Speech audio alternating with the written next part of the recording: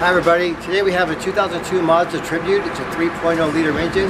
Customer's complaint, there's a little picture of a radiator grill on the instrument cluster. That light came on and she could smell coolant and she had to keep driving wherever she was going and the engine stopped running on its own. So that usually means it's no good after that. And I'll show you what we found out.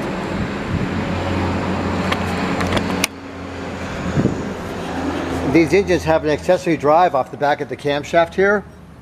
And this is the belt that was on there.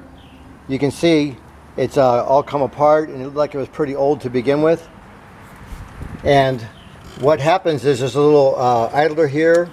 Then the water pump is directly below it down there. And I'll see if I can spin that pulley so you can hear the noise that it makes when it's worn out.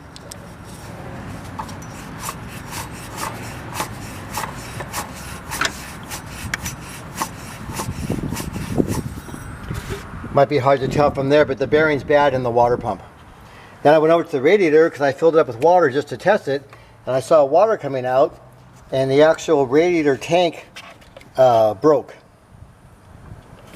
And then when it was running, after I shut it off, the oil looked okay, didn't have any coolant in it, but it kind of smelled like antifreeze in here after it ran for a few minutes. It's got a pretty big exhaust leak. This is drying up some now, but I had a pretty good stain. I had a pretty good sized puddle of water you can see coming out the back there. So not just the usual amount of little steam you get. So chances are it blew the head gasket at least. So that's a little tip from John Sadler's. You want to be very careful. If you see that light come on, that the temperature light or the temperature gauge or any red lights come on, you want to pull over and stop as quick as humanly possible and shut the engine off.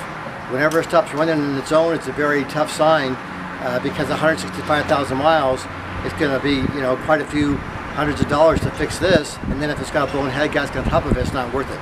So thank you very much. Have a great day.